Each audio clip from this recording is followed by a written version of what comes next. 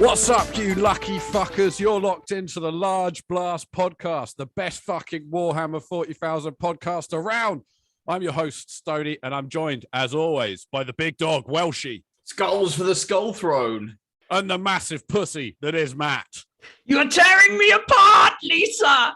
And we're here today to talk to you about all things Warhammer. It's specifically Angron related. We're doing an Angron deep dive today, and we like to get things kicked off with a little something we call hobby progress. I mean, hobbies goings on, where we talk about the goings on that have been happening in the host's lives. So who wants to get things kicked off? Matt, tell us what you've been up to hobby-wise this week, or what since we last spoke. I've been painting some Bretonian knights. Change of scenery from the sisters. I said, say what we've been doing since we last spoke, not say the same shit that we do every fucking week. Every week it's the Bretonian Knights. Yeah. As soon as we start an Age of Sigmar podcast, you're going to be well equipped to tell people about these Bretonians. No, an old hammer, not Age of Sigmar. They're not even in Sigmar anymore. They're gone. That's how little I care about Age of Sigmar and the fancy stuff. So fuck these Bretonians. But I did actually listen back to episode 2 of the Large Blast podcast when we made a film and we cast the Primarchs. Who did we cast as Angron? Oh, good question. I think it was Vin Diesel. No. Stoney? Couldn't have been. I always think that Angron reminds me of Brock Lesnar, who is a UFC fighter, plus old wrestler, UFC/UFC fighter. So you suggested that, but Stone Cold Steve Austin then took it. Oh, okay. All right, well, I'll get behind that. Yeah, so you said word for word. I mean, this is like 2 years ago, and you're still Well, still in my mind, I still think of him as Brock Lesnar. Amazing. Anyway. Cool. So, Welshie, what have you been up to? Have you done anything interesting? I've got a confession to make. After a few episodes ago, ruthlessly mocking Matthew for giving in, I'm just going to show you what I was bought recently. It's the Warhammer 40,000 Panini sticker book. Oh, yes, man. I have one too. It happened. Do you want my stickers? I gave in. You can do swapsies. You can had swap your doubles. I've had so much fun. I've got 3 Pedro Cantors if you want one, Matt. Yeah, I've got 2 shiny bolters. I'm not collecting them. We'll do a whole segment every week on the podcast. Mate, I've got some good ones so far. I mean, I'm not going to lie. You guys are lame as fuck for doing this. But at the same time... I'm not doing it. If you've got someone in your life that also does the stickers, you can swap the stickers with them. You could get like a little economy going between you. That's what I'm hoping for, Matt. I mean, you've said you've given up already. I'm in deep. Actually, I must say thank you to my lovely Warhammer widow who bought me this when we were in Asda's the other day. And it cheers me up. She's got some stickers she keeps behind, and when I'm sad, she's giving me a pack of stickers. Makes all the difference. Talking about buying lame geek shit, I'm going to tell you boys what I've been up to recently. And that is I've ordered myself a 3D resin printer and all the fucking gubbins. It's steering its way to Stoney as we speak. And I'm fucking excited about it. I've been celebrating today. I bought it only today. And I'm excited. Because this is like a big step for me. I've been making all this shit on ZBrush. I've been sending it off to these cunts that have these printers, and they'll be like, "Oh no, this bit doesn't work," or "Oh no, that bit doesn't work." Well, guess what? Stoney's gonna know what doesn't fucking work from now on. Yeah, and that means I'm gonna start doing my own models. That fucking Gene Stealer cult limo. I'm making 1 billion of them, baby. Get in line. It's happening. But these printers, they don't come cheap, and that's why. Today, a lot of people might be asking to yourself, long-time listeners might be saying, the Large Blast podcast, that's been going on for a while now. This is the 60th episode. Why don't they have adverts and stuff like the other podcasts I listen to? Well, guess what, baby? We've got an advert. That's right. These printers don't come cheap and they need paying for. And that's why I'm talking about Martin's vulcanized rubber for all your rubber concerns.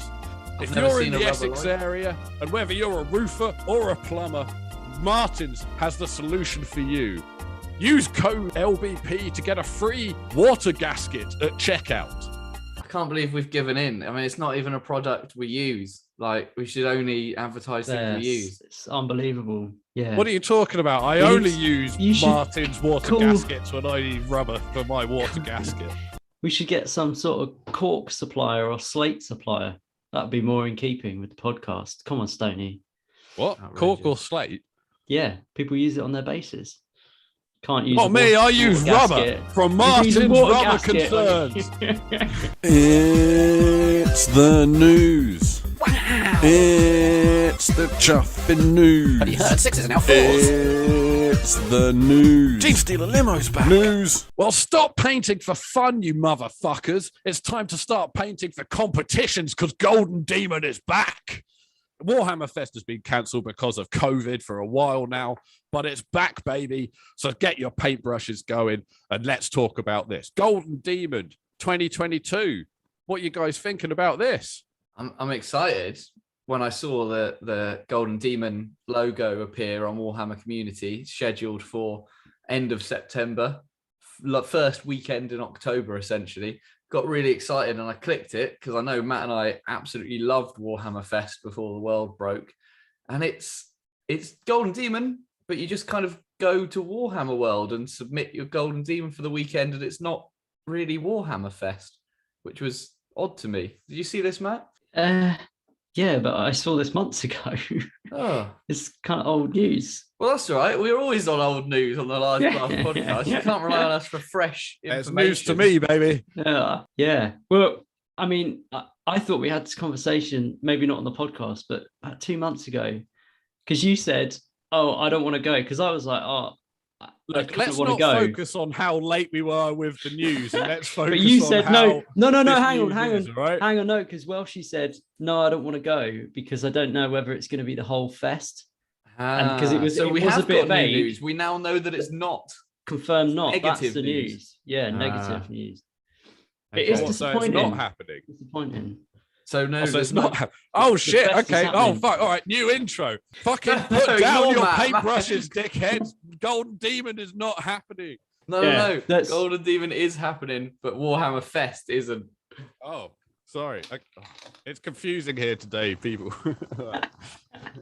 Are you entering, Matt? Are you going to go up to Nottingham, No. submit a model? No, because why would you? When you, well, I mean, Well, if you're that's really a into good painting, point. you're Yeah. getting- So, were you able Yeah. to submit? So, you guys have both submitted to Golden Demon in the past, right? yeah. Yeah. Did, So that did was you both submit it digitally, or did you? No, go you have down, to go there. You've got to go Yeah. down there, but there's not a Warhammer Fest around it. It's literally you just got to show up, drop your models off like some kind of mob hit by the side of the Yeah. road. And they pick it up and they take it inside Warhammer It's and just that. and judge it. But then you have So to, the so only- you have to stay. I mean, it's an Yeah. excuse to go up to Nottingham for the weekend, have some beers, go Get to some Warhammer Forge World.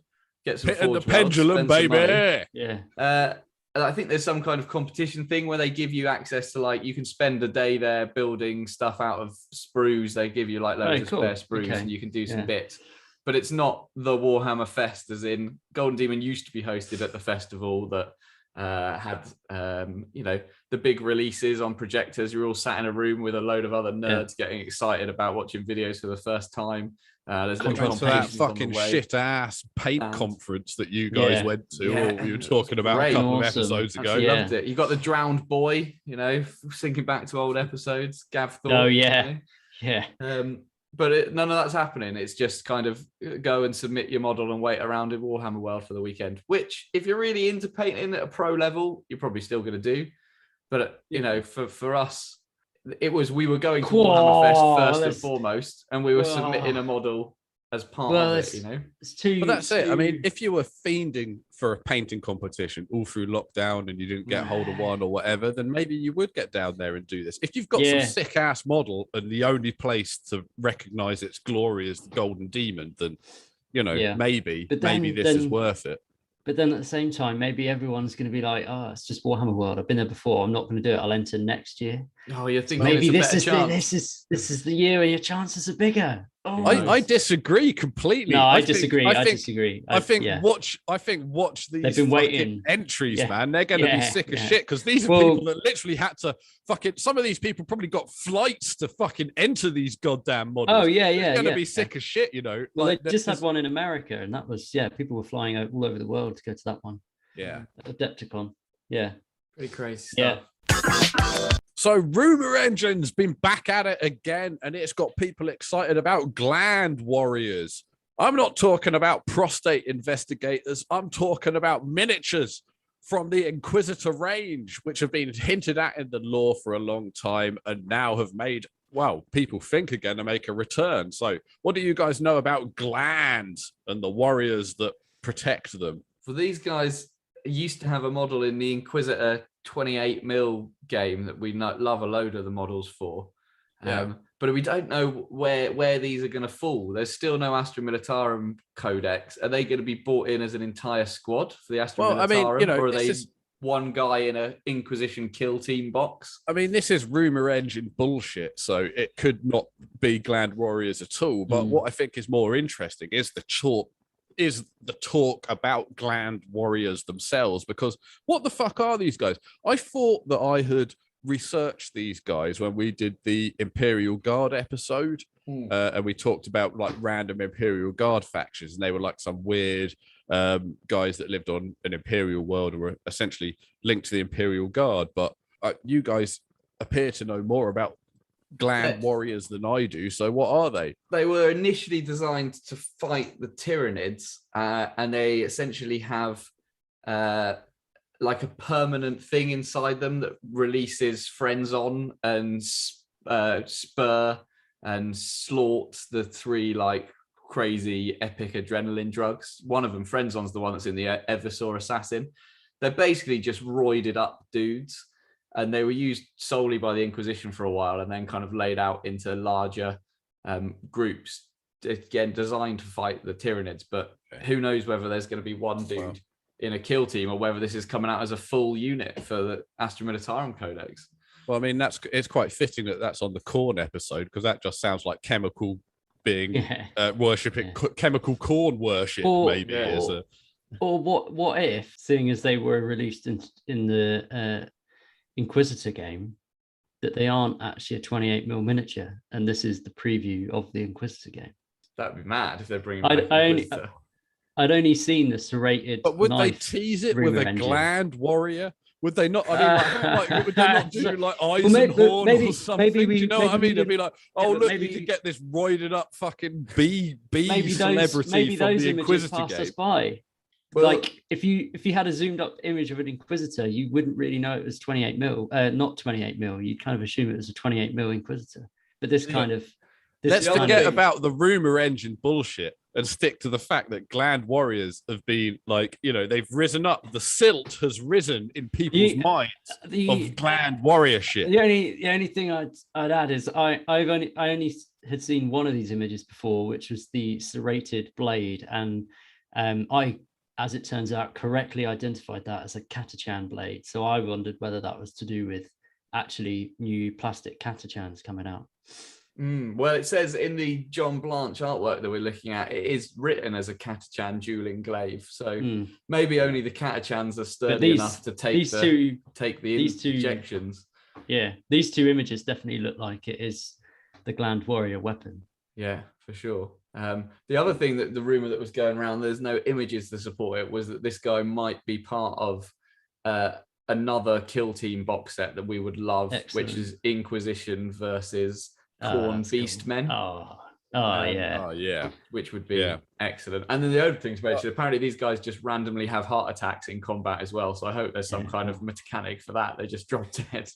Randomly take wounds. Yeah. I mean, we've already talked about how Kill Team are flexing it all over the place with this kind of like crazy the last thing you would have thought of reappearing on the 40k battlefield, you see it in Kill Team. So if this is going to be anything, it's going to be a Kill Team box. But I'm not. I might have my fingers crossed, but it's not for a fucking glaive warrior army reappearing or some new soldiers or anything like that.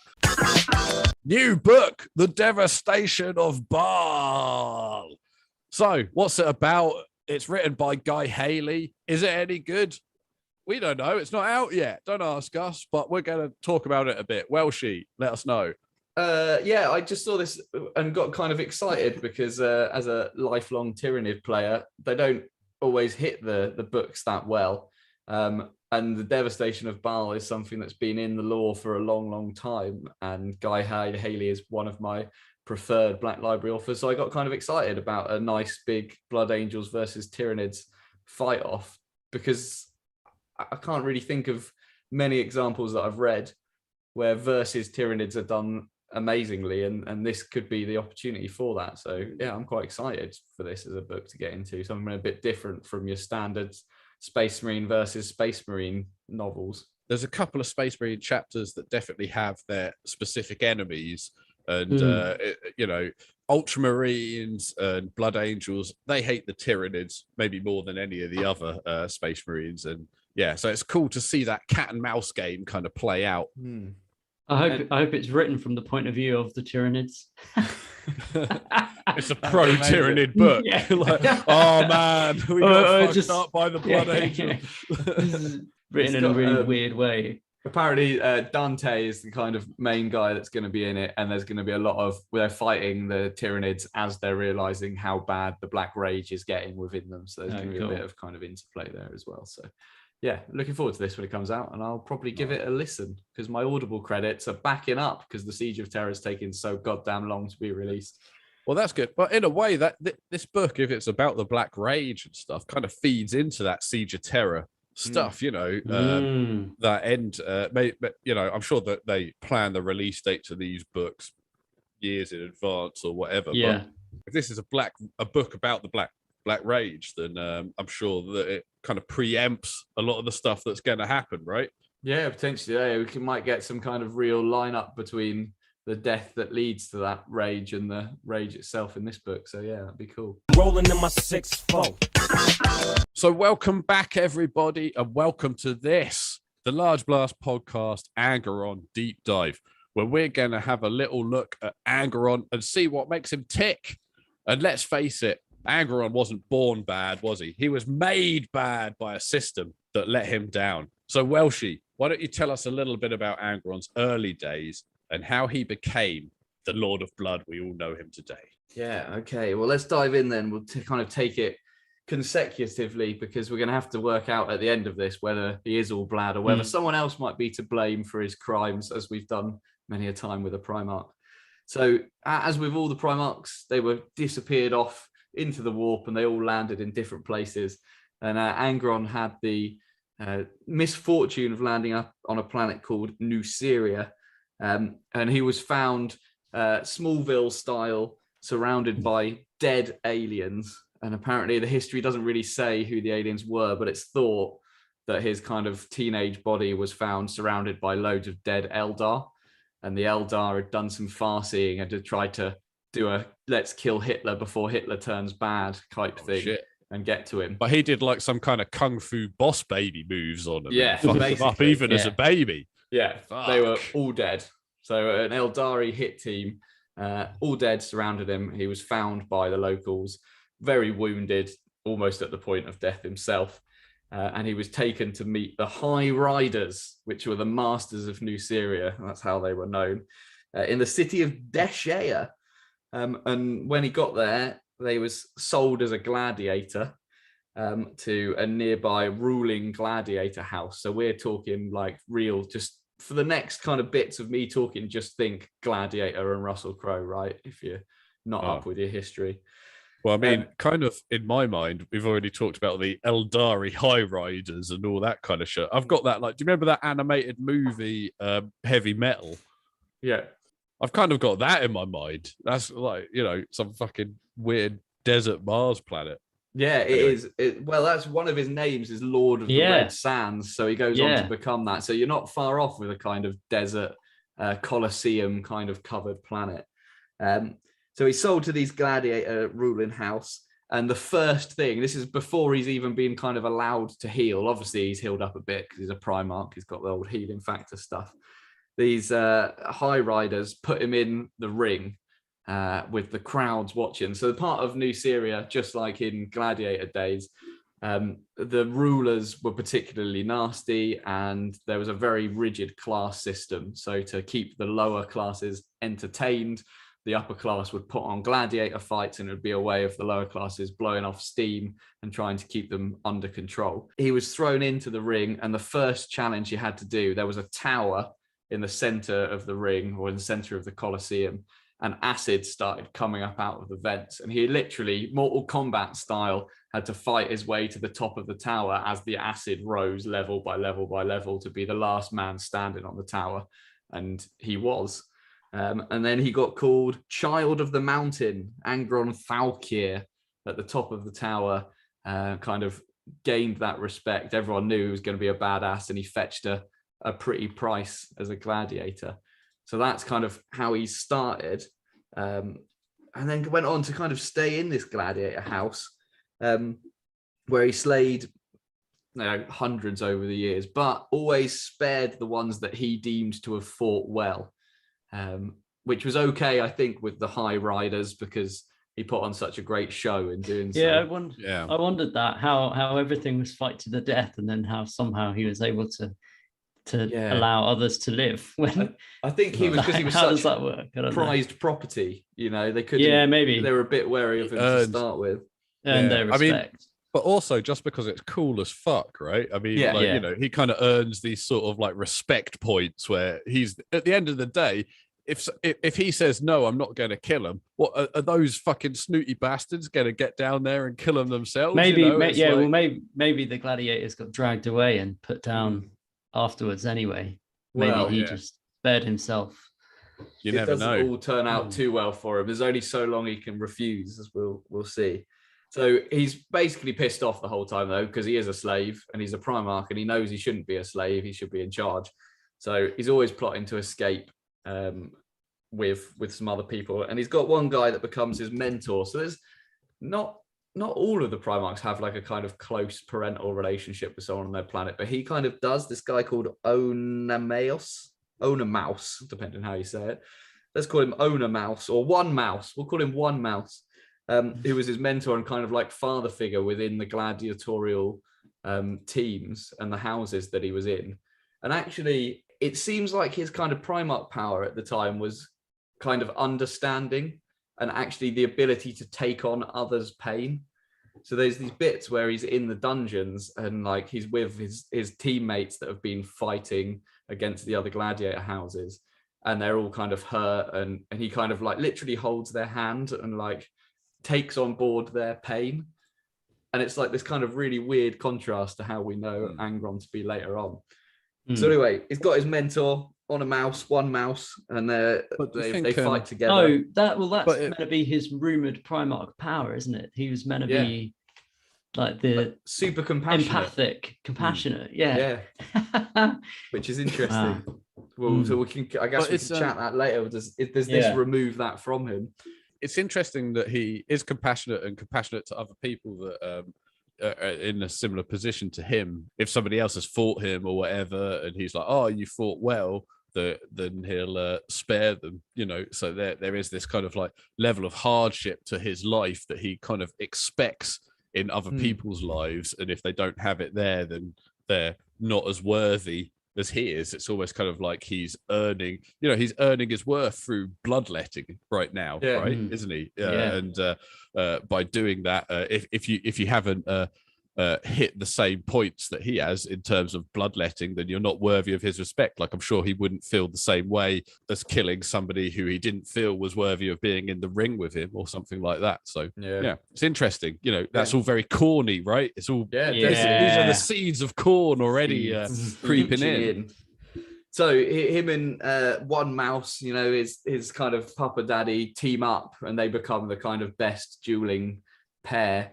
And they go up against a pair of kind of massively tech-engineered Ogrins that are just almost impossible to stop. And either Angron and his daddy One Mouse are like, can't believe they can't take down these Ogrin, and it's a really hard fight. But eventually they do, and they win, and they're now the masters. And this is when the High Riders really turn. And the High Riders now say, you need to fight each other. It's time for Padawan to slay the master. And Angron basically refuses. Just like, absolutely not. I'm a good person. I'm not doing this. This is my mentor. It ain't happening. So this is where they drag him away. And he finds out that the reason the Ogryn was so difficult to beat is they had the butcher's nails installed. Oh, right. So this is where the High Riders plug the butcher's nails into his cerebral cortex. And this is a machine, archaeotech machine, that essentially emits serotonin in response to rage. So you get nothing but pure pleasure from experiencing rage. So you become addicted to the sensation of rage, essentially. So this is 40k. Performance enhancing drugs. This is Yeah. performance enhancing drugs in the 40k. This is what happened to Lance Armstrong, basically. He was cycling real Everyone shit. thought it was hair. Some guy was like, no, come on, bro. Those hair plugs, we're going to fucking stick in some butcher's nails. Yeah. So yeah, the butcher's nails go in, and then surprise, surprise, they put him back in the ring with Mentor One Mouse, and he essentially rips him to pieces. And then when did One Mouse get any nails? No, they just took Angron away. That seems like quite a boring gladiatorial fight then. But hey, epic. He kills the mentor. Rips his mentor to pieces, and then comes round from the comes out of the drugs, comes back round, wakes up in the morning, realizes what he's done. And it says he howled for 3 solid days in anguish. Wow. And he realized what he's done. So a pretty horrible situation, really. And that's when he really vows revenge against High Riders and the Nisserian culture and starts plotting that escape. But it's, because they're quite grim origin they're kind of weirdly technologically advanced, aren't they? But they just have a massive peasant population. Yeah. Feel like really rich people dominating all the poor people. For sure. You need a lot of people to make that technology. Do you know what I mean? But so was Angron tricked into getting the butcher's nails? Was he like? I don't think he had a choice. No, there was no choice. They pinned him down and forced them into him. Oh, okay. Yeah. So because he said, "Oh, I'm not going to fight Danger Mouse." Yeah. They were like, "Oh, well, with these butcher's nails, you'll do whatever the fuck we're talking about, right?" Yeah, exactly. And they have like a weird, as well as the rage pleasure thing. They have like I read that they have like a weird effect on him where they, in a way, they almost kind of sever the link that the Primarch has with the warp. So it kind of starts affecting his, like, the benefits of being a Primarch. Yeah, his ability to regenerate. They describe it later on when they try and take them out of him. They get Arkan Land over, friend of the show. They get Kelbor Hal to have a look. Everyone's having a little look and a poke around. Malcador's put him to sleep with like a touch so that they can all have a poke around. And they kind of work out that actually it's way worse than just the rage. It basically stops him feeling any other emotion. Like the only emotions that can run through his brain end up rage, and that they're slowly killing him. And the Emperor, even at that point, goes, "I'm not taking him out. We'll keep him. He's probably all right. Damaged goods. What could go wrong?" And that's because he isn't human. And they're built to be put on humans, and he's not human. Yeah. So it just kind of fucks him up. We've mentioned in every single one of these Primarch episodes, we've always talked about what a shit dad the Emperor was. This kind of idea that he would like take on these people like Kurz, like Angron, or not necessarily Magnus, who's the other one that we've done, but these people that are obviously kind of broken at the stage where he takes them on. But like maybe the sort of main problem with the Emperor is that he has too much faith in people, and that's kind of why everything became so fucked up, was because he really believed if he set all this shit that was going on in motion, then people would be able to kind of put aside their bullshit and kind of like kind of get things going. I was going to say there's more bad daddy to come, don't worry. Oh, okay. Yeah. That's all of it. But this is nothing. But I think that what I'm kind of trying to say in a nutshell is that if you put a good person in a fucked up situation, there becomes a time where that person has to prioritize their own self-preservation. Do you know what I mean? And like how much of that, when we talk about these Primarchs like Kurz and like Angron, is there enough for the Emperor to see and be like, okay, so there is a spark of something good in this person that hopefully when I take them under their wing, I will be able to get out of here, because we already know he's fucked off 2 of them, right? And we've already talked about what fuckheads these cunts must have been, like that he's fucked off already. Well, like, this story made me think, if the Eldar nearly got to Angron, maybe the Emperor didn't fuck the other 2 up. Maybe the Eldar did. they just succeeded, and then we didn't shit. know. And Yeah, they're all actually, the Alpha Angron, Legion. Okay. yeah, and Angron actually, you know, his first great victory was defeating those Eldar. Well, Large Blast podcast listener, we sure have talked a lot about Angron, but what does Angron think about himself? Well, maybe this quote from a conversation Angron had with his squeaky clean brother Guliman might help shed some light on what he thinks. What would you know of struggle, perfect son? When have you fought against the mutilation of your mind? When have you had to do anything more than tally compliances and polish your armour? Listen to your blue-clad wretches yelling of courage and honour, courage and honour, courage and honour. Do you even know the meaning of those words? Courage is the fighting against the kingdom which enslaves you. No matter that their armies outnumber yours by 10,000 to 1, you know nothing of courage. Honour is resisting a tyrant when all others suckle and grow fat on the hypocrisy he feeds them. You know nothing of honour. We know that he's got the butcher's nails installed now. He's been made to kill his mentor.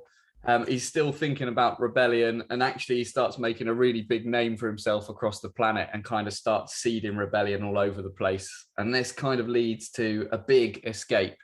You get a 10,000 people escape for these gladiators from the various colosseums, but loads of them die because they basically don't have guns, and the High Riders all have guns. So loads of them die in the escape.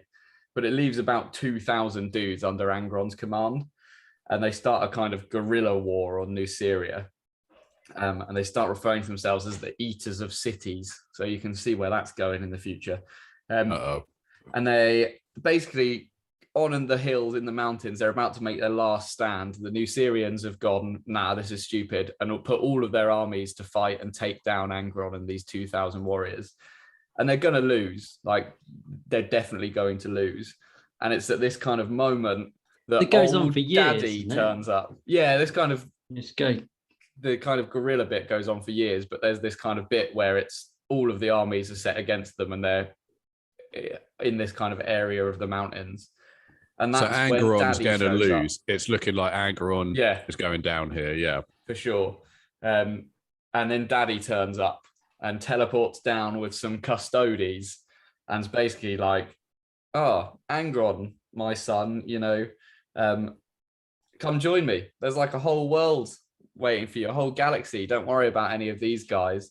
And Angron is basically the only person that just goes, nah, mate, I'm going to stay here. I'm going to stay with my guys. I don't really care who you are or what your fancy ship is. My kind of loyalty lies with these men, and I'm going to fight. And the Emperor's kind of taken aback, and he goes back to his ship and kind of looks down as the armies are advancing on Angron and these 2,000 gladiators, and just teleports him up onto the ship and then makes him watch as his friends are ripped to pieces. So yeah, some real daddy bad dad bullshit. Right there.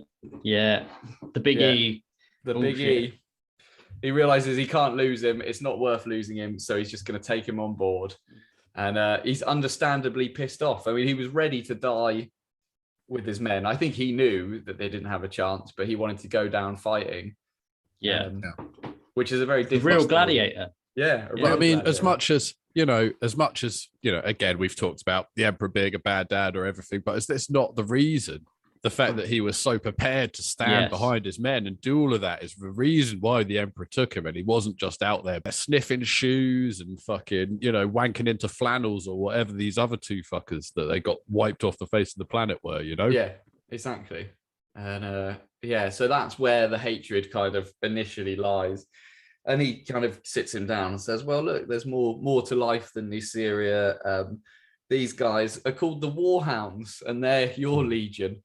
And the Warhounds are understandably a little bit pissed, I think, because they're one of the last legions to find their Primarch.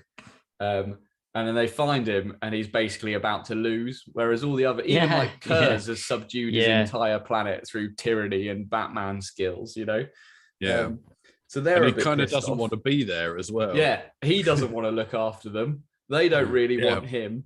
So there's some real kind of early issues there, and every single Warhound captain that gets sent to Angron gets ripped to pieces. Yeah. So the Emperor keeps going, go and have a chat with him, sort it out, until one guy goes to him. Who's that going to be? Khan.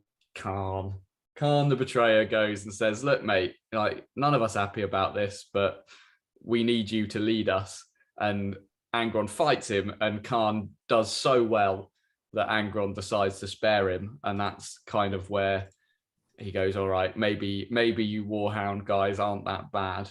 I'll kind of take you under my wing.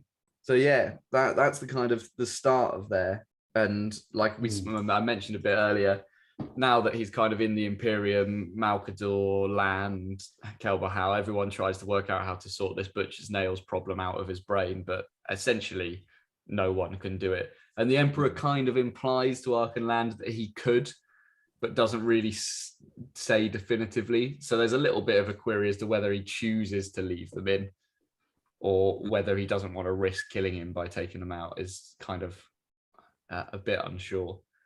Yeah. It's very interesting. It's like fighting is such a part of Angron's life that he only respects other people that also fight. It's like breathing air. It's like you'd only really kind of like relate to other people that also breathed air or something. It's such a it's like, or eating food or anything, or taking a shit. It's such a ingrained part of who he is. He fights every day. He wakes up, he brushes his teeth, he goes to his job, which is fighting cunt. And unless you're also a cunt that he's fighting, then it's very hard to like gain any kind of respect for him at all. Yeah, for sure. And you've got to remember that as we talk through this story, his own personal control of his emotion and brain is just getting steadily worse, and his anger is getting steadily more. And that's kind of the next point. Now he's kind of taken on the Legion. He wants them all to have the butcher's nails installed, right? So he takes the tech marines from the Warhounds, and he tells them, look, I want you to work out what's in my brain, and I want it in all of my troops. And they try it again and again and again, and every Space Marine that tries to have the nails fitted dies. And he basically has a tantrum and runs away. He gets like really pissed off that he can't put the butcher's nails in people, and disappears off to a planet and goes on like a planet-wide rampage. And babysitter Khan is the one that goes to get him back. So Khan finds him and says, think of New Syria. This isn't, you wouldn't treat your Nusirians like you've treated the Warhounds. You need to come back. And eventually kind of coaxes him back. And that's when things really start getting dark. And he sets this crazy rule that when they subjugate a planet, they have to do it in 31 hours, because that's the length of a New Syrian day. So he starts a clock ticking. And if the Legion hasn't subdued the planet within 31 hours, he makes them do this practice called decimation, which is where in their units, they have to kill 1 in every 10 Space Marines. This is another weird Roman link. Yeah. So 9 of the people in the unit have to kill 1 of the other people in the unit. Which is brutal. Brutal as a punishment for not completely doing it random. quickly. Yeah. So that's the decimation. It's a bit like, have you guys ever seen that show The Apprentice, right? With Alan Sugar or Donald Trump, respectively. I know we've got a lot of American listeners. The Apprentice is just fucking, 20k, 40k in a way, for sure. 20k, those cunts, 30k, they're just that's Angrons. television. Cunts that ring that are just the Angrons of the day. I at this point, I actually wrote a song. You did? Yeah. Do you want to hear it? I'd love to. I don't quite know how this is going to come out. Are you okay? In West Nicaea, born and raised, on the fight ground was where I spent most of my days. Bleeding out, crushing, fighting all cool, and all rising up some rebellion outside of the Colosseum. When a great big guy from the sky, who was up to no good, started making trouble in my neighborhood. I got in one little fight, and he got scared. Said, you're moving in with your Legion up in my lair. God, that was excellent, Matt. You're wasted. wasted. Excellent. Wasted. Absolutely. Perhaps that's what we should do. Start a Warhammer themed comedy rap band. Let's sack off this podcast, boys. It's been going off the rails for a while. Let's do it. Let's become the Beastie Boys of Warhammer rap. Much the same, let's face it. bolt thrower. They were some guys that just came up with an idea. Oh, who wants to hear heavy metal with Warhammer lyrics? Well, bam. Yeah. Well, Beastmen, boys. So we've got the decimations then. That's what's running through this. If they don't subdue an area in 31 hours, this stuff goes down. And this is always the case in a 30k story. There's a Terran member of the Warhounds called Mago, Centurion Mago, and he's not a fan of this. He wants to put an end to it. And it all comes to a head on a planet called Genna. And they land on Genna. And it turns out that there's only like 1,000 people left alive on Genna, but there's billions of AI constructs, actual abominable intelligence, as they call it in 40k.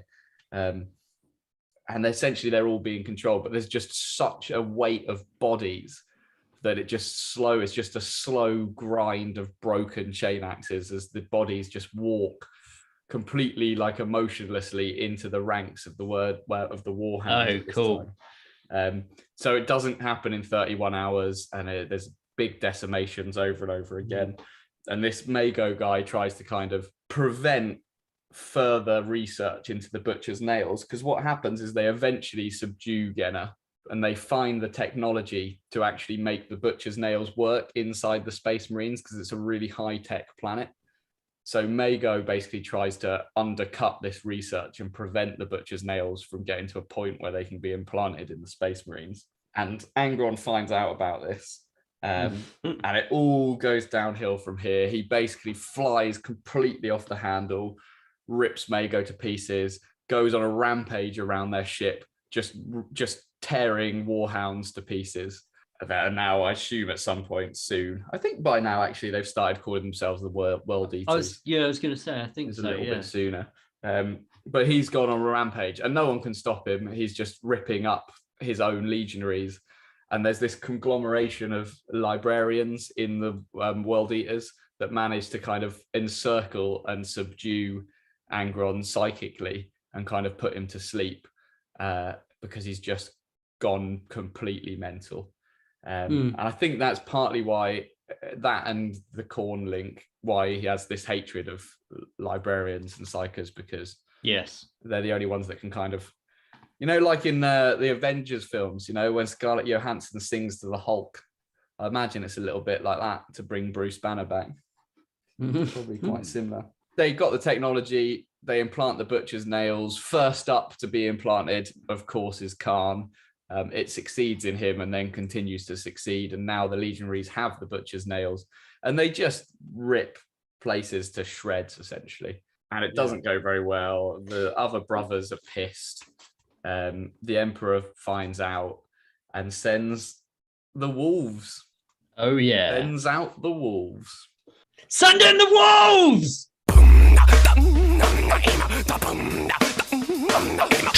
Welcome back, sports fans, to another wrestling section of the Large Blast Podcast Model Spotlight. And have we got a doozy for you today? That's right, we've got the Empress Champion, Lord of Swords, ready to cut your head off in the blink of an eye, versus Lucius the Eternal, the man with the armor that'll eat your face. Who do we think is going to win? Let's find out now. Fight! Okay. So, boys, we've got a couple of hot and spicy whammer jammers here. Who do you Whammer jammers? Who do you think? Pajamas. Sorry. We've got a couple of hot and spicy bananas in pajama whammer jammers right here. Who do you think is going to win? Man, it's a tough one. Really, I mean, Lucius is 10,000 years experience, basically, somewhat. Yeah. He's also got loads of, his tongue. He's like... tongue. He's an excellent swordsman. He's got gas tongue. Yeah. They're both but described the Empress Champion, as like the best swordsmen, aren't That's they? Really, it, isn't it? The Empress Champion has a massive sword. But then who was... we've talked a little bit about Lucius in the past, and Matt, I remember you saying that he'd lost to someone from the... oh, shit. Yeah. Stage. Was it not? It was Sigismund. Yeah, so, Sigismund, the first Black Templar. I think so. Yeah. So who? So that's a so good you know, sign. so Arguably that's the first Emperor's champion. He's the first Emperor's champion, yeah. But Oh, are we talking shit. him, or are we talking the guy you just play on the The board now in 40k, 40k? I think it would be 40k, yeah. Oh, exactly. The other guy he lost to was so one he's of the Raven already Guard. lost to Sigismund, who became the Emperor's Hmm. champion. So he already kind of knows his moves, you know. Yeah, and he's different got guy, though. chaos flowing through him at a rate that he didn't before now as well. Exactly. And he's got like Yeah. a flesh whip thing going on. I He's don't even been know what that thing defeated. is. He's been defeated and become that person who Mhm. defeated him a million times since Sigismund. So you know, Yeah, the sword is interesting. He's got a bigger sword, the Emperor's champion. Yeah, way bigger, twice the size. It's like, You know, Space Marine size. It's like a 9 He's going to foot have long the sword. reach, but I reckon Lucius yes. has got the speed. And he's got a whip, like But I think Indiana Jones. that whip's going to get sliced in half by the black sword. Sorry, what was Well, that? he's got like a What? double. Are you- Oh, right, mate. Sounds you like a guy eating? eating a pizza. No, what? No one's eating pizza here. This is one of the battles of the millennia, and you're eating a pizza. We're recording a podcast. Listen, guys, I'm sorry, that advertising money's come through. Remember, if you need any vulcanized rubber in the Essex area to hit up Martin's vulcanized rubber concern. So I mean, the whip is, you know, you got to remember, Lucius has got two-handed, he's got two weapons. I know that the Emperor's Swordman, he's got like a double-handed sword, but that's good for one big strike. But Lucius, he can get you with that fucking whip, he can get you with his sword. He's a good swordsman. Let's hope he's a good whipsman as well. That's not mentioned anywhere, but let's assume he's pretty fucking good with that. I reckon in the bedroom, for sure. You don't become Emperor's children without a bit of whip action. Yeah. Yeah. But it's just this is the hardest one yet, if I'm honest. Because I want the Emperor's champion to win, but I can imagine some trickery from Lucius that means Lucius wins. But then maybe the Emperor's light intervenes and you supercharge the Emperor's champion and he's undefeated. And He's the best of the Black Templars. One of the best chapters, a chapter of over 1,000 Space Marines, and he is the best one. I mean, you could say that about Lucius as well, in a way. You know, I mean, he was the great, even amongst the Emperor's children, who are like a bunch of fast-ass sword bastards. For all the positive traits, maybe the Chaos Gods can give him. That also gives him, like, there's a drawback to being dominated by chaos, whereas the Emperor's champion is kind of his faith alone is like. Lucius is cocky. He's going to come in like cocky, like, look at me, I'm the fucking best. Forget, it's your losses that teach you, right? It's the things that you fail at that teach you, right? Well, Lucius's losses are literally imprinted on his armor. Every time he's lost, he has become that person. He's learned the tricks that made him lose, you know. The Emperor's champion can only lose once, whereas the Lucius the Eternal, even if he loses this battle, technically he's still going to win it, right? Yeah, doesn't lose. I mean, he's going to outlast the Emperor's champion. I'm going to go Lucius. I think no, I can't. The Emperor's champion always wins. It's the Emperor's champion. Emperor's champion. It doesn't matter. No, I agree. Lucius is too much of a cunt. I think even though he's going to try to like win this battle and everything, you know, fucking Cal Gore's going to run up behind him with a chair and bash him just at the last minute. No. The Emperor's champion lifts the sword high in the air, two hands on the hilt, and he slams it down onto Lucius' head and just cuts Lucius in half. Yeah. Steadfast, just waits for him. I'm thinking maybe like that Indiana Jones thing with the guy with the swords. He's moving it around. Indiana Jones just pulls the gun and shoots him. Yeah, I think it might be similar to that. Yeah. The Emperor's champion, steadfast and ready for the kill blow. He doesn't even get a touch. It's like a pandemic fight. Lucius doesn't even get close to him. Just gets shot from a distance. Yeah, cool. Well, fuck you, Lucius. Emperor's child, whatever. He could win that one. Fuck it. Let's do it. Fatality. So my, ladies and gentlemen, do we have a troublemaker in Angron? Let's hear what happened to him after his father called the Space Wolves on him. Matt, take it away. Yeah. So the Emperor's got the wolves to go and to bring Angron back to Earth, Terra, to see what the hell is going on. And, you know, Lehman Russ appears, the wolves land on Nicaea, and at some point, nobody remembers who fired the first shot, but the first shot was fired, and suddenly, this is before the heresy. Remember the Horus heresy? The Space Marines, the legions, fight each other, and they draw blood. And at the end of it, there's no real clear winner. Leman Russ doesn't take Angron out like he may have done with the Lost Primarchs, who knows? But Leman Russ sees it as a victory for him, and Angron sees it as a victory for him because more space walls were killed, I believe. So Angron sees that as a point of pride, that they almost taught the space wolves a lesson. And again, I mean, you have to remember that this is pre-heresy. This is like the first heretic. This is kind of I mean, this is like one of the first examples of that we know of that a space marine has fought and killed other space marines, and Primarchs have had like a standoff. The battle is incredible as well, like the way it's written. Because they face off with each other, don't they? Leman Russ. Yeah. Angron. They've got Leman Russ has got a sword that I don't think he uses anything. It's called Kraken Maw, and it's cool. The chains are made from the teeth of a kraken from their home world, you know, on the chains, which I think is pretty cool. So it's kind of a source of pride for both the legions, but in kind of secret, they both kind of thought that they lost. So it's kind of, I don't know, it's just kind of it's a proper stalemate, isn't it? That they both walk away from. Russ hasn't achieved what he meant to do by bringing him back, but he's kind of shown him that everyone just thinks that they're just hard-headed and walks away thinking nothing of it. In public they say that they won, but in private they're like, oh shit, did we lose that? Nobody knows. Anyway, he doesn't end up at Terra. The Emperor doesn't really teach him a lesson, and Angron just says, well, I'm going to carry on deploying the Butcher's Nails into the Legion, and by this point basically there's nobody in the Legion to stop him, and they all start putting the legionaries into the surgery and giving them all the Butcher's Nails, and that's what they get.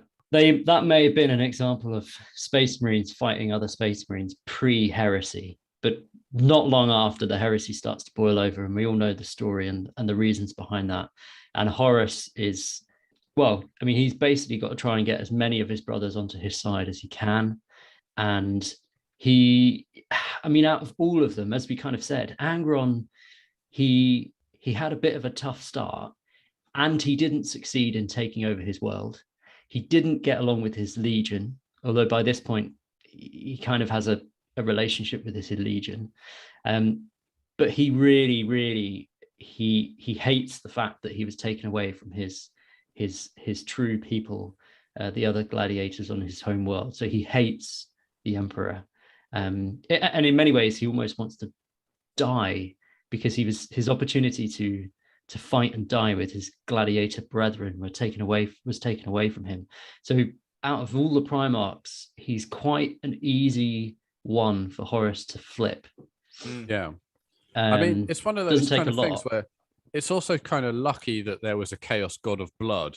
Do you know what I mean? Because if it was like, there was a chaos god of like defense or something, then it would be like, oh, well, Rogel Dawn's he's gonna have that. But like this one was kind of tailor made, really for boring Angron, god. You know what I mean? You know what I mean, though. The god of walls. Yeah, exactly. Yeah, and I don't know whether he knows, but the Butcher's Nails are kind of slowly killing him by this point. And I don't think he knows. I think when they find that out, that's like a secret between Land and the Emperor.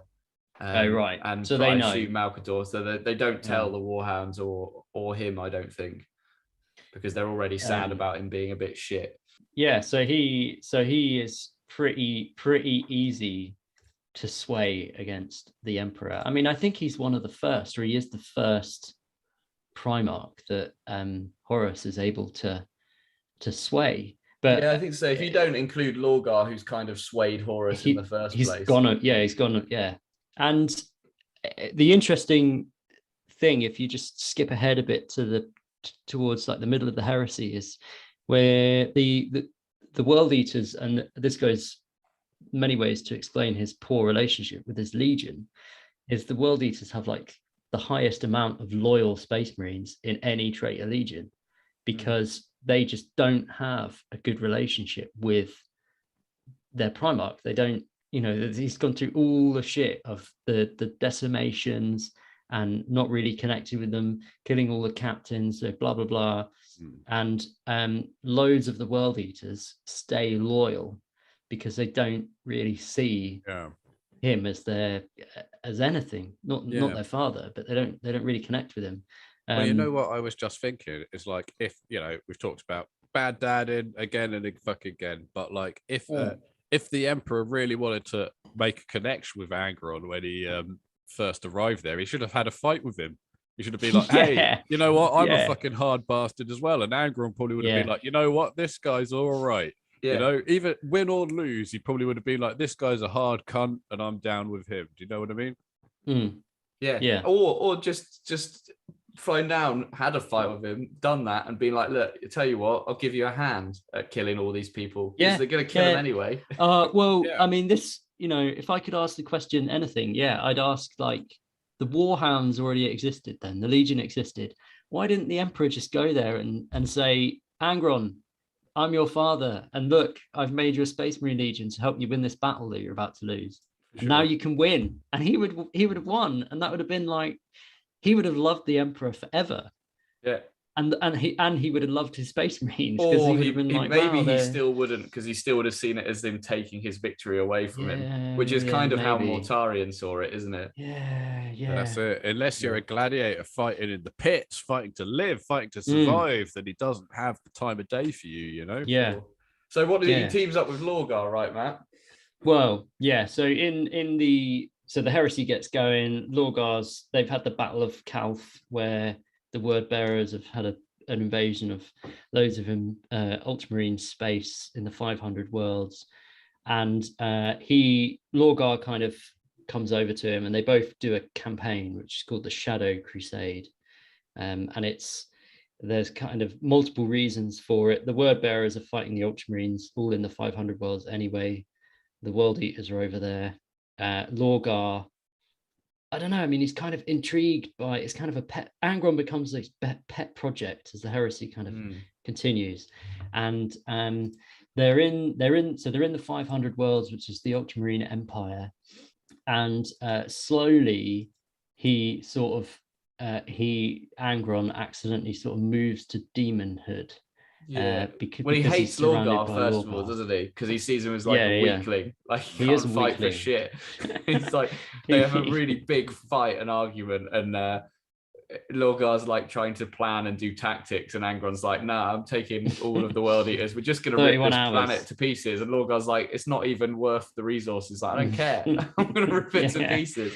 But this happens over and over again. And they succeed in destroying 26 entire worlds of the Ultramarine Empire. So this gets the attention of Guilliman. But during the campaigns, Lorgar realizes that Angron is being killed by the Butcher's Nails, and so in his own sort of Lorgar way, he hatches a plan to save him, which we'll come back to in a moment. They've just smashed through 26 worlds, and Lorgar, because he realizes what the Butcher's Nails are doing to him, he sort of convinces Angron to go back to his home world, and Angron eventually agrees. This is 100 years since Angron was teleported off the surface of Nicaea, and Lorgar and Angron go back to his home world.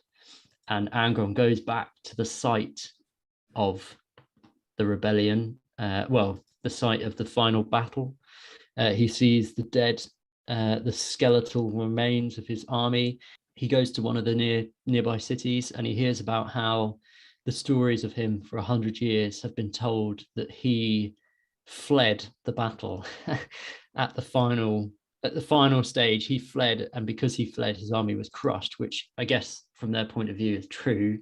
And this this sort of tips him over the edge. He loses it, and he orders everybody in that city to be killed, which he orders his Space Marine Legion to kill everyone in that city.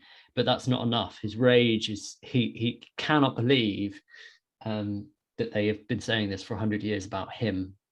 And then he orders the entire world, the entire planet, everyone is to be killed.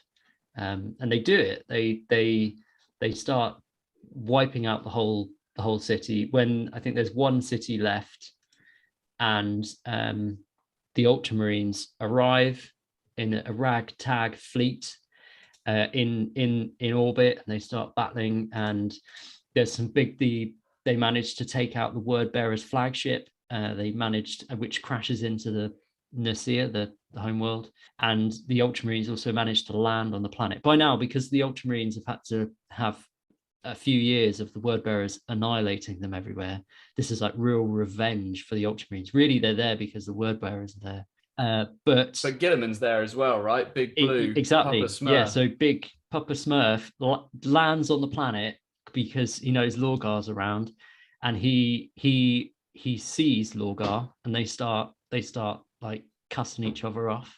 Gulliman is doing pretty well against Lorgar, and then Angron appears and he saves Lorgar being crushed by a Titan, and then Gulliman starts fighting Angron. Gulliman suffers a wound, but then Gulliman kind of gets Angron back, and by now Lorgar's sort of lurking in the shadows, and it's almost like this was his plan all along. Exactly. This was his plan. Lorgar. So Lorgar has realized not only that the nails are killing him, but one way to save him would be to turn Angron into a demon. And to do that, you need to, have a ritual. Really piss him off. Yeah. So Lorgar's kind of Angron's taken over the fighting, and Lorgar started a ritual, and Angron finally loses his mind in the combat with Gilliman because of the nails. And it's because Gilliman escapes, right? He can't actually finish him off because the Ultramarines pop up and stop him delivering the kill shot. And Angron starts like he's just his reality changes, and he's imagining that he's like fighting against the old people that ruled the planet, his old Nicaea, I think.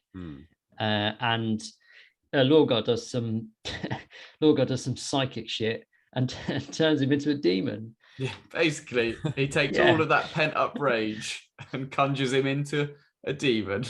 Yeah, and Gulliman's kind of... You're welcome. I think Gulliman kind of sees it, and he's like, "What the hell have I just seen?" Yeah. So he kind of he does save Angron in a way, because Angron becomes immortal. But while Lorgar was trying to do the ritual, the final 19 librarians of the World Eaters Legion, are fighting Lorgar in the warp to try and stop him, because the librarians, they don't have the butcher's nails, but they realize what Lorgar's going to do, and they start fighting Lorgar in the warp. Lorgar wins. Angron turns into a demon, and Angron's like, "I fucking hate librarians," and kills all the librarians, which, as we say, Khorne would be very happy about. So the first thing that demon Primarch Angron does is he wipes out all the leftover librarians in his legion, even though they were kind of trying to save him in a way. So we've got full demon Angron now at this point. Full demon Angron. We've all seen him. We've all seen the new model. Check him out on YouTube if you haven't already. Large Blast Podcast on YouTube if you want to see what we think about his model. But he's back. What's happening with him, Matt? Well, he gets... The Angron story is... It kind of goes downhill from here, right? Yeah. Oh, it's all been downhill. I mean, like, in terms of his story, because he almost loses the ability to spit. He becomes pure rage, and therefore not that interesting to write about. He's just rage. He's an emotion from here on out, really. Yeah. I mean, he basically just gets put in a box, and then he gets let out. He gets let out on Terra, doesn't he? Yeah. So Perturabo goes and kind of gets him. Horus rounds him up, and he gets to the siege of Terra, and he's basically just a spoilt brat that wants to fight all the time and is really difficult to control. And so obviously he's going mad at this stage, but how does it work? He's still got a legion, still needs to give orders and stuff. He's still head of a legion. Do they just keep him in a fucking box and just make decisions and shit without him and just release him when it's time to fight? Yeah, essentially. Release the Kind of Kraken. Point and go. Even like there's a brilliant bit in the 3 books, if you listen to this and you really want to know more about it. Betrayer by Aaron Dembski Bowden, Slave of Nuceria by Ian St. Martin, that's just an Angron book, and Slaves to Darkness. Check those out. And then it goes into it kind of there. There's this bit where the 4 of them, Horus is sat around with Demon Fulgrim, Demon Angron, and Perturabo. And Perturabo is just at his wit's end. Like, this is mental. This is like herding children. No one's listening to anything we say. How the hell am I supposed to win this war? I'm up against Dawn with my battle plan. Yeah. This is and madness. These guys are nuts. Yeah, these guys are just doing my head in. And eventually they kind of just go, right, well, Angron, see that gate? Take it. And the psychic wards are held out against him. But there's wonderful bits in the new Siege of Terror books where he's basically kind of just charging headlong into the gate over and over again, and he can't get through. And Sanguinius comes down to kind of battle him and let the gates open enough space to let some of the men back in. So he is just a battering ram at this stage. And Khan, bless him, is basically running the Legion at this point, and is almost giving in to the nails himself. Most of the Legion is now just pure rage as well. But Khan is trying to hold everything together, like the true he's not first captain of the 8th Legion, but the true hero that he is. He is point and shoot, I think. There's not much to him at this point. And I mean, I guess, well, other than the original lore and conjecture, we haven't had the fully fleshed out story of how Angron gets off Earth and gets into the Eye of Terror. So we'll have to see how, and I can't remember in the existing lore how that happens, but No. he obviously retreats with the rest of Chaos into the Eye of Terror. But for the first few thousand years after the Scouring, he is still around. He's still a big, red, crazy demon. Yeah. And the first thing is what's called the Dominion of Fire, which is like a 200-year crazy train where he just runs around going nuts on loads of planets with other world eaters. Other than it lasting 200 years, I don't know much more about it. No, there's not that much. The kind of post-Horus Heresy stuff was really hard to research. There's really not much out there. There's that.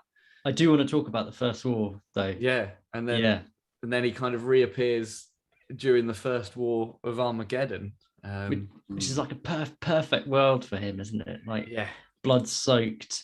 What's it? Ulanor, the homeworld of the Orcs, potential homeworld of the Orcs, now called Armageddon.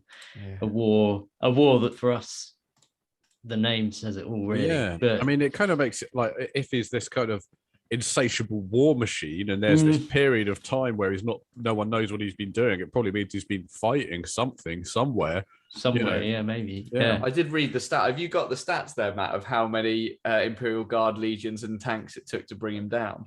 No, I can't remember the exact number, but essentially he gets slowed down because the only way to keep his corporeal form in the physical realm is building so many skull statues that they can't keep up with the building of the skull statues. So they just keep sending more and more Astra Militarum, and they slow them to the point where they don't have enough, I don't know, demons, world eaters, whatever, to be building the skull thrones behind him, and he kind of fizzles out of existence. I think he kind of keeps getting banished, but he keeps reappearing in the first war for Armageddon. He apparently has a bodyguard of 13 bloodthirsters. Which is insane. Right. They had a name, don't they? I can't remember what they're called, but that is his. Do they have his big thing? They fight against the 130 Grey Knights or something like that. 109. There's like 10 left at the end. The Space Wolves send a fleet to go to Terra because the Space Wolves are the Grey Knights are meant to be secret, so they can't send them a message. So they send a fleet back to Titan, to get the Grey Knights to turn up, and only one ship manages to get back to Titan, and they get there, and there's only 109 Grey Knights at home. There's only 109 Grey Knights at home, so they all get on their battle cruiser, and they head off, and they end up teleporting in to where Angron is, in this huge melee going on, and they manage just about to banish Angron. Only 13 of the Grey Knights survive, and most of them die from their wounds. But they managed to banish Angron from existence. And from what I could tell, that's actually, I think this is like the 33rd millennium. Yeah, this is where he ends. In the second war for Armageddon, the salamanders managed to stop a ritual to bring him back. So on Armageddon, these chaos worshippers were trying to bring Angron back, and the salamanders managed to stop it, but he essentially has been locked away in the warp until now. Until he's reappeared. The rumors in one of the rule books that there's a big red bloke running around. Yes, exactly. But that's it. But we know nothing of the story as to how he was brought back into the real space, or any of this is all to be fleshed out, I guess, by the new codex. This weird Armageddon connection kind of brought back to me my idea of them bringing back Yarick and bringing back the storyline with Armageddon. Like maybe there's like a fourth war of Armageddon coming. He's going to need a much bigger claw to take Angron down. He will, yeah. But that's kind of where he is now. A sad tale of someone who is so compassionate, fell to utter crushed by life. Yeah. Well, I mean, you're right. I mean, but is it a story of compassion, or is it a story of just how humans are?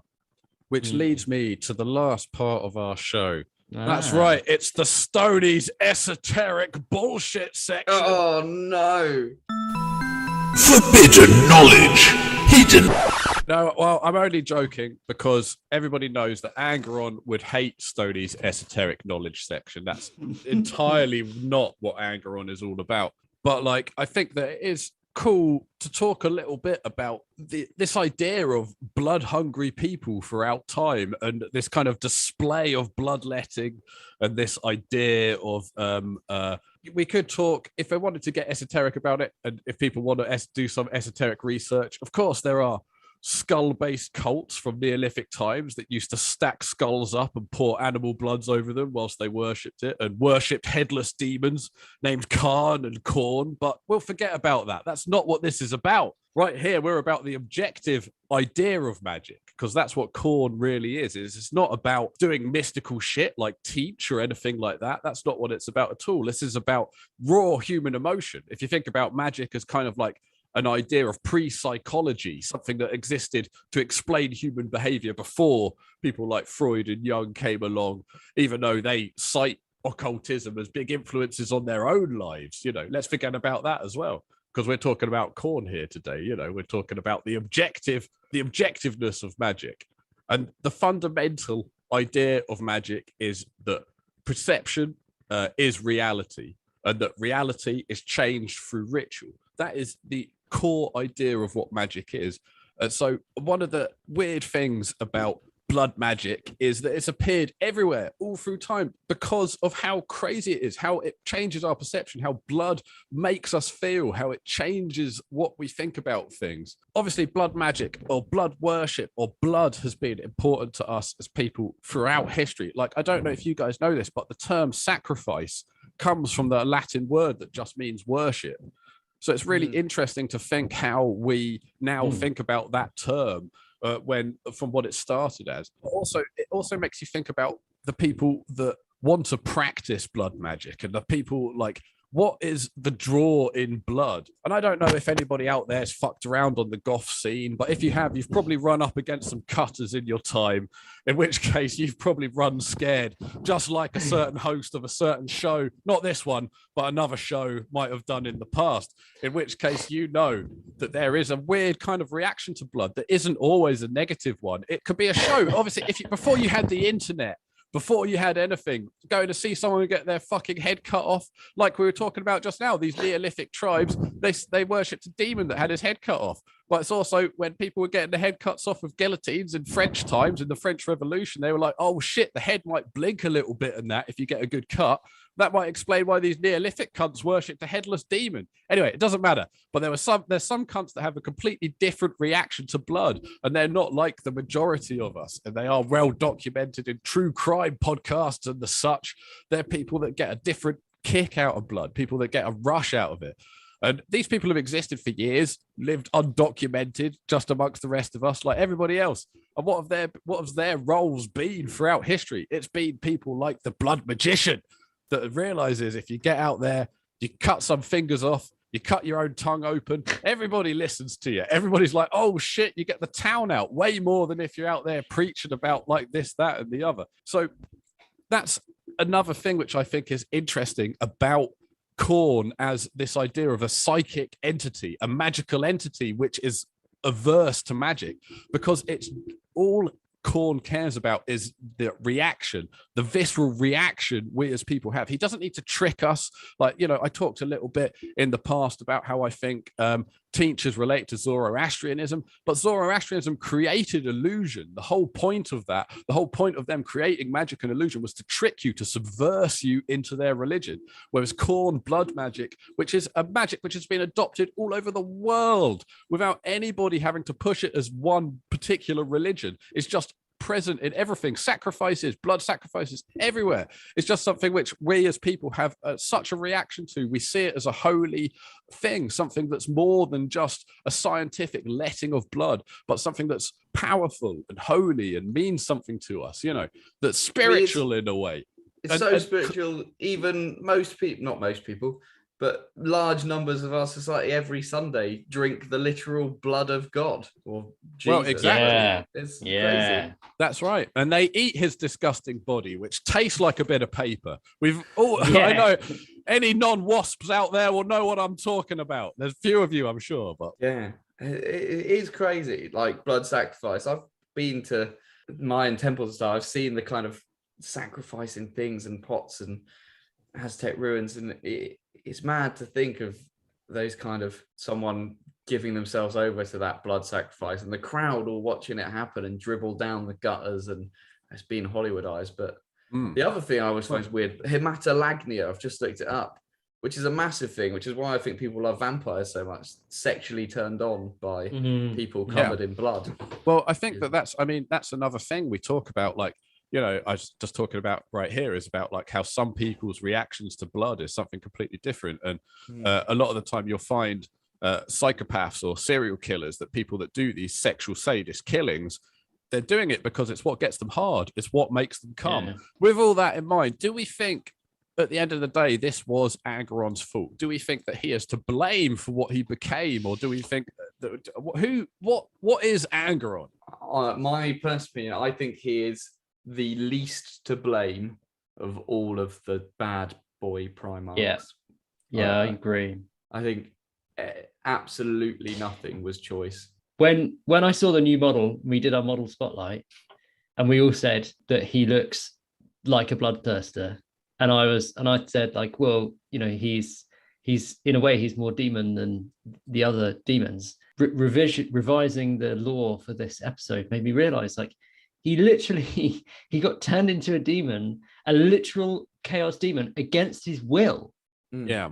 Lorgar tricked him into turning him into a demon, a full-on, not like, he's a full-on demon. And that's like that's the worst bit about, in a way, that's the worst bit about the whole thing. He was born into slavery, tried to free himself from slavery. The Emperor captured him into his own form of slavery, and then Lorgar tricked him into an eternity of slavery. He's had it rough. Yeah.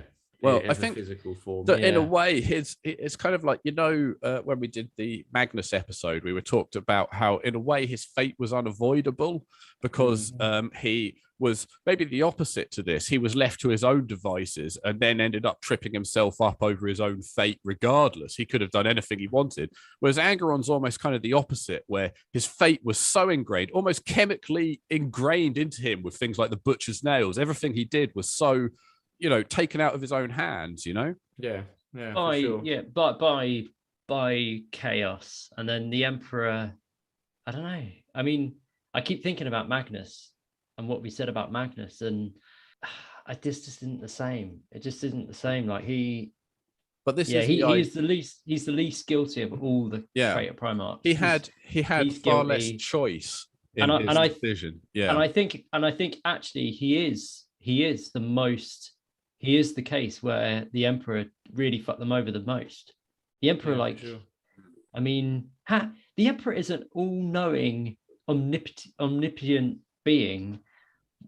Surely the Emperor would know how that would make Angron feel if he just made him disappear. But this goes back to the Large Blast podcast theory of the Emperor being the fifth Chaos God, the Chaos God of War, where what better 40th millennium can you have as the eternal God of War when you turn one of your sons into in the long run into a massive red demon Primarch of Corn? That's going to create a lot of war. Of rage. You need some of that for war. That's for sure. Yeah. But you're right. It's just so weird. Why does the Emperor do it? It always comes back to the omnipotence of the Emperor, doesn't it? I'm re-listening again because I love it so much to the Night Haunter book at the moment. And there's this wonderful bit where Kurz said to him, says something, I can't even remember what they're talking about. He's like, but then you always knew that would be the case, didn't you, father? And you told none of us. This is like campist. You knew, just like I know. What do you guys think would have happened, right? If, let's say the Emperor is a eternal and would have come back to life if they unplug the Emperor tomorrow and he dies, and let's just say he dies, they're like, oh, I'm really sorry. They pull all the plugs out, all the machines go flatline, and then a door at the side opens. It's like, hey, it's me, the Emperor. What do you think would happen now? Do you think that he'd be happy? Like, do you think that he'd be like, oh shit, you should have let me die so I could sort this out? Or like, I mean, do you think this was his plan all along? No, I think being put on the Golden Throne was the thing that wasn't in his plan. This is a really good question to do an episode on. I think there's a lot of counterfactual in our fictional world. Well, we need the material to cut it out. Yeah, that's the next episode. My last point that I wanted to say was doing the research for this. We've spoken about the Emperor and how omnipotent he's meant to be, but I think in a way this is like this is a really bad case of modern slavery or future slavery. Yeah, future modern slavery, where like it just continue, like I said a moment ago, like he's just continuously enslaved. The poor guy just wants to be free. I'm with you there. Cheated. Yeah. Just another notch on Lorgar's bedpost. Well, there you have it, ladies and gentlemen, the Angron story, and a sad story it was. Did he even have a choice to become anything other than the wrecking ball he became? Well, I guess we'll never know, but one person who knew him better than all of us was his brother Kurz. Let's hear what he had to say about him. You think I am weak, but you have grown weaker, Angron. I have remade my strength, while you have sold yours out of despair. You are weak. You are a slave. You were born a slave, and a slave you will remain. Your strength flees. It does not belong to you. It is your master's, and the chain that keeps you throttles you. The threads of blood are thinning. The mule of slaughter will only keep you here long enough to watch your bastard sons die. The 70s. The 80s. The 90s. Ooh, we're going back in time. Is that a space squad? It's time we take you back with a blast from the past. So hello, everybody, to the traditional blast from the past Primarch section, where we take a look at some of the Primarch models that have been printed throughout time. And we all know Angron's just got himself a big, shiny, new red model. But let's not forget, he's got 2 other models that have appeared on the 40k battle scenes. He's got his epic model, where he looks like a performer from an Edwardian play in a big set of red tights. And obviously, he has his Horus Heresy model. So, guys, let's talk about them. Let's have a look at them. Let's have a think about them. What do we reckon? That original model is hilarious, isn't it? It is hilarious. But it looks like the if you're just listening to this on the old Spotify, either look it up or picture the tribute video where Dave Grohl appears as a wicked demon at the end. Be you men. That's basically with a big sword. And cupping his own balls for some reason. Like, it looks like he's adjusting himself, like he's got a pair of bad pants on or something. Yeah. It's excellent. Maybe he's just hiding his massive wang so they didn't have to sculpt it. What was it with that era with putting like horny bits on the swords? Yeah, there's a real Games Workshop era. Like Abaddon had it on his sword. Ahriman still has. Yeah. Look at the new. You say that, but we've got all 3 pictures here. And look at the new Angron sword. He's got a couple of spiky bits on it. Oh man. Right. I want to give a shout out to the Forge World model. It's the first Primarch model to come out, and I remember when that it's almost a blast and past of itself. Wow, it's that old. It is that old, yeah. I mean, this was like 50 quid when it came out. Now they're twice as much. But so I remember getting so excited about this. And they used to post, Forge World used to post videos on their website where the designers used to talk about designing the Primarch ones. And I always used to watch the one about Angron, where the designer, he's designed loads of the Primarchs now, but talking about all the influences and all the stuff with the pose and everything. It was just really interesting listening to them talk about the model. I thought it was excellent when it came out. I mean, we talked about this in our YouTube video where we reviewed the new Angron model, but we've got all 3 of them here. We've got the epic one, we've got the Horus Heresy one, and we've got the new 40k one. And the one that stands out the most, that is the most different, is the fucking Horus Heresy one, because it's a human in like cool ass armor with these cool, like, it's the most different. Like, in a way, we're looking at the epic one, which, like we say, is this bullshit model of like a demon grabbing his dick. And then we've got the new one, which is the new bullshit model of like a big red demon. Like, I don't care about big red demons. That shows how little that mindset has come on in that fucking time. Who gives a fuck about big red demons with like weird? That's not what he is. I get that's not what he is. I get that's not what he is. But I wanted him more man than the weird red demon grabbing his dick. I'd love to see the new model in the pose of the Horus Heresy model. That would have been excellent. Yeah. Hell yeah. And I also love, and I've only just throwing 2 rhinos out the way instead of dudes. Yeah. The Horus Heresy model, the Space Marines he's knocking out of the way are world eaters. Yeah. Because he charges through them, doesn't he? He's like, boom, boom, It's amazing. Yeah. Well, that's what we would have liked. We've talked about it enough. Blast from the past. Hello, everybody, and welcome to the last part of the show, the Lords of Lore quiz, where I pit Matt and Welshie against each other to find out who is the Lord of Lore. And this time, we're doing most played 40k armies. Cool. So we're going to do the top 3 most collected factions in 40k. So we're going to start with number 3. So what do you think is the 3rd most collected faction in 40k? So, Welshie, I know you've got like a bunch of armies, but if somebody said to you, what do you play in 40k? And someone really made you get down to it, you'd be like, I'm a Tyranids guy, right? Yeah, I would. Yeah, exactly. So it doesn't matter how many armies you have or whatever kind of nonsense you do. This is like your number 1, So number 3, what do you guys think is the 3rd most collected faction in 40k? No. I think Blood Angels. Blood Angels. Okay. Got Blood Angels from Welshie.